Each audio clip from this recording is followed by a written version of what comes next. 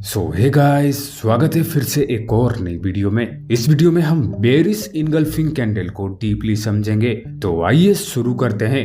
Berries engulfing candle ऐसे दिखता है। ये दो कैंडल को मिलाकर बनता है। इसमें आपको दो कैंडल दिखाई देगा, एक छोटा सा ग्रीन कलर का कैंडल और एक बड़ी रेड कलर का कैंडल। ये डबल कैंडलस्टिक पैटर्न का हिस्सा है। बेरिस इनगल्फिंग कैंडल एक बेरिस कैंडलस्टिक पैटर्न है, यानी ये सेलर्स का कैंडल है। मार्केट ऊपर जाते समय जब रेजिस्टेंस एरिया के पास मार्केट आता है, तब यहाँ पे बेरिस इनगल्फिंग कैंडल बनता है। उसके बाद मार्केट वहां से नीचे गिरता है। बेरिस इनगल्फिंग कैंडल ऐसे क्यों दिखता है, इसके पीछे का साइकोलॉजी क्या है, और जब बेरिस इनगल्फिंग कैंडल रेजिस्टेंस के पास बनता है तब मार्केट नीचे क्यों गिरता है, चलिए इसे डीपली समझते हैं। प्राइस यहाँ 70 रुपए पे ओपन हुआ। ओपन होते ही बायर्स प्राइस को 70 रुपए से 100 रुपए तक ले जाते हैं और यहाँ एक ग्रीन कैंडल बना के क्लोज करते हैं। लेकिन सेलर्स ऊपर से हेवी क्वांटिटी में सेल करके प्राइस को 100 रुपए से गिरा के सीधा 50 रुपए में ले आते हैं और एक स्ट्रॉन्ग रेड कैंडल बना के क्लोज करते हैं, जो ग्रीन कैंडल को पूरी तरह से इनगल्फ कर देता है, यानी उसे खा जाता है। ऐसे ही बनता है बेरिस इनगल्फिंग कैंडल। बायर्स और सेलर की लड़ाई में बायर्स को हरा के सेलर यहाँ पावरफुल बन जाते हैं। इसलिए बेरिस इनगल्फिंग कैंडल को एक सेलर का कैंडल कहा जाता है।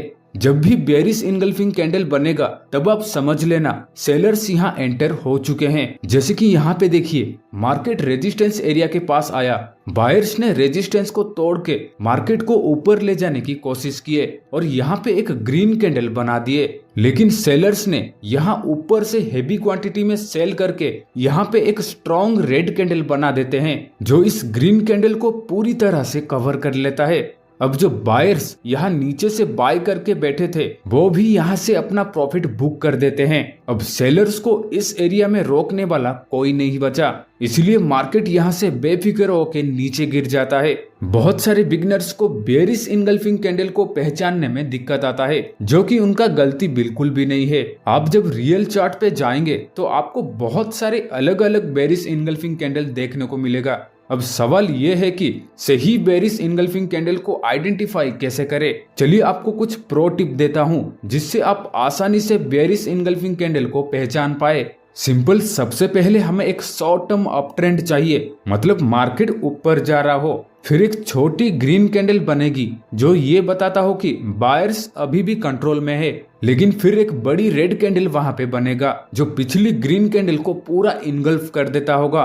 ध्यान रहे, इस पैटर्न की पहली कैंडल का साइज दूसरी कैंडल से छोटा होना चाहिए। मतलब अगर आपको एक स्ट्रॉन्ग बेरिस इनगल्फिंग कैंडल को देखना है तो पहले की ग्रीन कैंडल का साइज रेड कैंडल से छोटा होना चाहिए और रेड कैंडल बड़ा होना चाहिए। जितनी बड़ी रेड कैंडल उतना स्ट्रॉन्ग सिग्नल। अगर रेजिस्टेंस एरिया के पास रेड कैंडल पूरी तरह से ग्रीन कैंडल के बॉडी को कवर कर ले तो समझ लेना मार्केट का ट्रेंड बेरिस होने वाला है। लेकिन एक और सबसे इम्पोर्टेंट बात, इसे बिल्कुल भी मिस मत करना। बेरिस इनगल्फिंग कैंडल तभी वैलिड होती है जब ये रेजिस्टेंस एरिया या ट्रेंड लाइन के पास बने। अगर ये बस हवा में चार्ट के बीच में कहीं भी बन रही है तो एंट्री मत लेना, वरना बार बार स्टॉप लॉस हिट होने का चांस है। आपको पेशेंटली वेट करना है। जब तक मार्केट अपने सप्लाई लेवल पे नहीं आ जाता है तब तक आपको कुछ नहीं करना है। जब मार्केट अपने सप्लाई एरिया के पास आएगा और जैसे ही यहाँ पे बेरिस इनगल्फिंग कैंडल बनेगा तब आपको एंट्री करना है। आप रेड कैंडल क्लोज होते ही ट्रेड में एंट्री कर सकते हैं, लेकिन पुलबैक पे एंट्री करोगे तो और भी अच्छा रहेगा। स्टॉप लॉस रेड कैंडल के ऊपर रखना है। अगर रेड कैंडल ज्यादा बड़ा होगा तो स्टॉप लॉस रेड कैंडल की 65% के आसपास रख सकते हैं और टारगेट मिनिमम 1:1.5 पे बुक करना है। लेकिन अगर रेड कैंडल के 70% के ऊपर कोई ग्रीन कैंडल क्लोज कर देती है तो ये बेरिस इनगल्फिंग फेल हो सकता है। चलिए अब रियल चार्ट पे कुछ एग्जांपल देखते हैं। ये बैंक निफ्टी का 4 अक्टूबर का 5 मिनट का चार्ट है। बैंक निफ्टी आज स्मॉल गैप डाउन ओपन होता है। ओपन होते ही Bank Nifty higher high higher low बना के ऊपर जाने लगता है, लेकिन बैंक निफ्टी में 52,300 के आसपास एक रेजिस्टेंस एरिया था जहां से बैंक निफ्टी गिरने का संभावना ज्यादा था।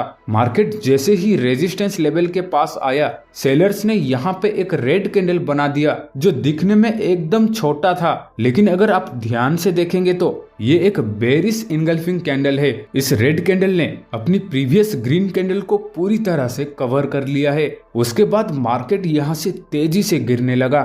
चलिए देखते हैं आप कितना ट्रेडिंग सीख चुके हैं। आपके लिए एक सवाल है, सवाल को ध्यान से सुनिए।